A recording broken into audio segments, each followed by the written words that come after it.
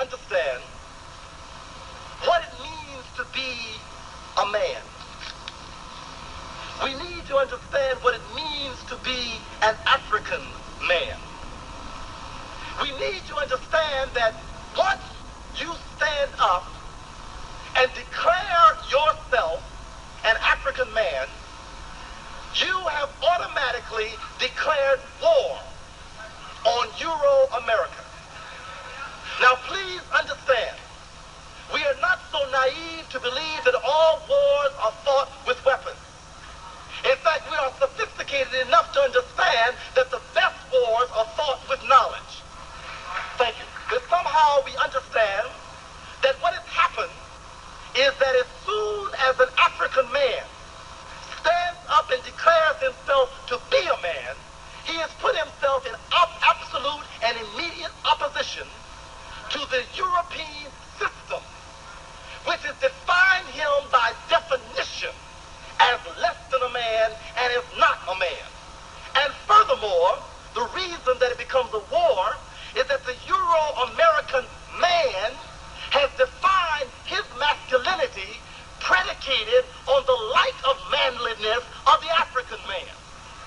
So he is a man only because the African is not a man. If the African becomes a man, by his own definition, he automatically loses his manhood. Now, Akbar, what are you talking about? Let's look at it. We all agree that racism is an American phenomenon. We all agree that it is a Euro-American pathology.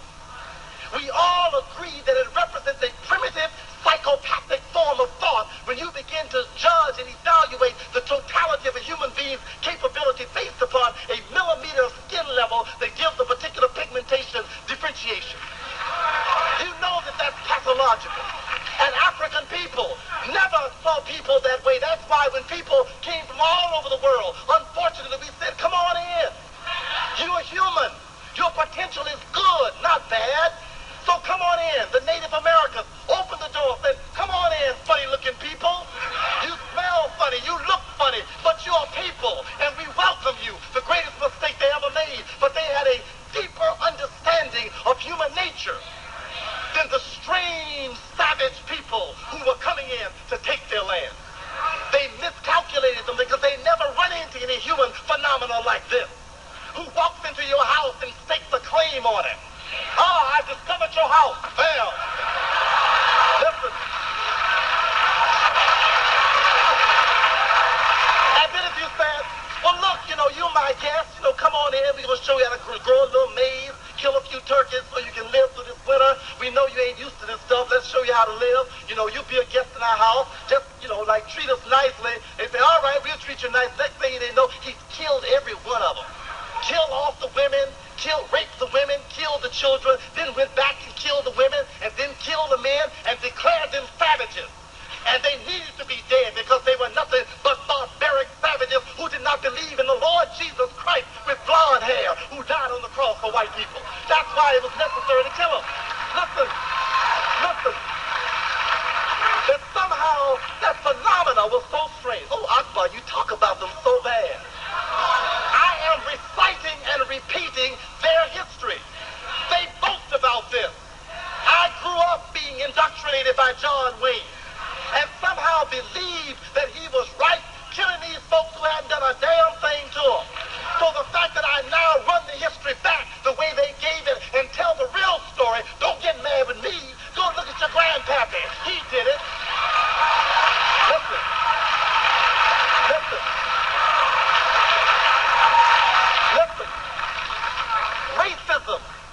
Racism, that phenomena, that strange phenomena that blocks human opportunity, that destroys human potential, that is predicated on the destruction of people on the basis of racial physical characteristics. That phenomena is a Euro-American phenomena of the worst kind. And what does it do? Even though it teaches the inferiority of non-Caucasian people, it has a much more important logical source. You must understand that the premise of racism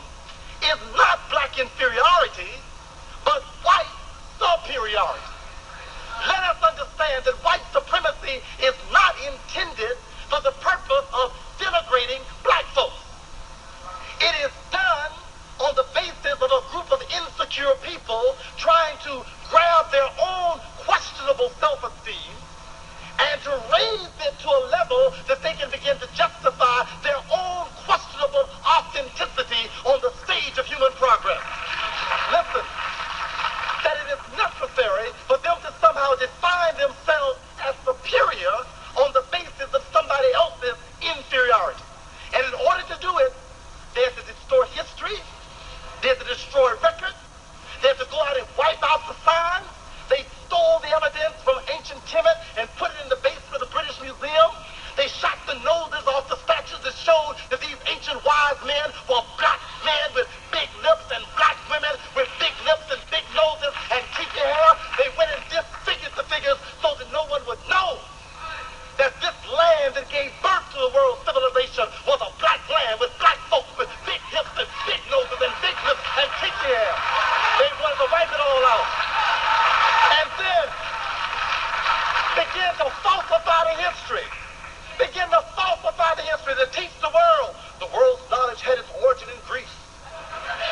The Greeks were the generators of ancient medicine. Hippocrates, the father of medicine. Herodotus, the father of history. Alexander founded the Alexandrian library. That somehow Aristotle, so brilliant he wrote books in fields he never studied. Because he stole the damn books from African people and put his name on them.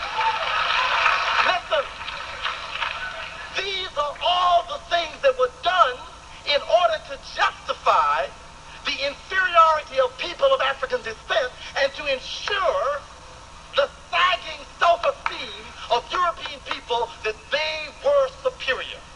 It was done for that basis, it was done on that premise, and that's what it's all about. So when I say that when you stand up and declare yourself a self-respecting African man, you have declared war on European men who base their superiority, their power, their competency on the fact that you are inferior. They don't mind giving you a hand as long as you see them as daddy. They don't mind giving you a job as long as you call them boss. They don't mind giving you a degree as long as you bow down. Oh, Freud, thy knowledge is higher than any. Oh, Skinner, we love your theories better than any. You're the only one who can think. You're the only one who can understand. You're the only one who can conceptualize. The Oedipus complex is a word from God. Penis envy is my word from God. That somehow all of these things, if you accept that mess, if you believe that nobody could think about anthropological issues except Margaret Mead, then you're all right. If you believe that no one can think about economic theory except Adam Smith, you're all right. If you caught in a dyad between whether or not Marx is more important than somebody else, you're all right. As long as you're debating both sides of the question and white folks are on both sides, you are all right. But when you start suggesting that Africa may have the answer, that Wade Nobles may know more about the black family than Freud ever knew, when you start suggesting that Dr. Ben Yakanad may know more about history than all your historians put together, that when you begin to raise the question that maybe Ivan Van Sertima has a better grasp on what happened in America than your experts on Columbus ever had, then you begin to say, oh no, that can't be. What is the source of their credentials? Where did they get their data from? And then they begin to bring in Cheikh Anta Diop, the Senegalese brilliant African man who has so much evidence that even the Sorbonne had to bow down and say, all right, boss, go on, you know more than we do. You see, they didn't know that Cheikh Anta Diop, coming out of Senegal, parlez-vous français, went on to the Sorbonne, sat at Pharaoh's table, ate with Pharaoh, ate under the Eiffel Tower, studied the Francais, studied the anthropology, studied the linguistics, put the evidence together in the right way, and said, wait a minute,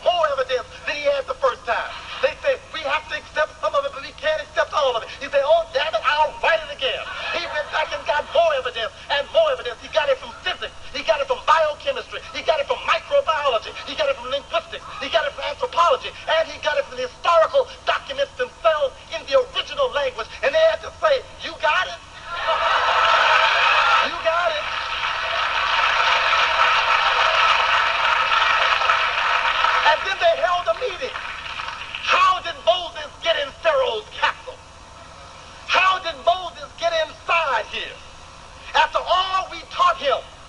He was speaking Parisian French better than the Parisians. We made him feel better than those other Senegalese. We told him that to be a Francophone African was better than being an Anglophone African. We told him that because he was educated at the Sorbonne, he was a better scholar than scholars who were elevated in Dakar. That somehow we told him all of that. We gave him our best.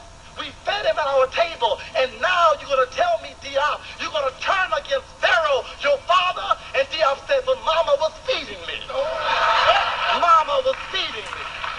And somehow I took what Mama gave me and used that as the basis for understanding what you were trying to give. And therefore, I came out of the Sorbonne as myself.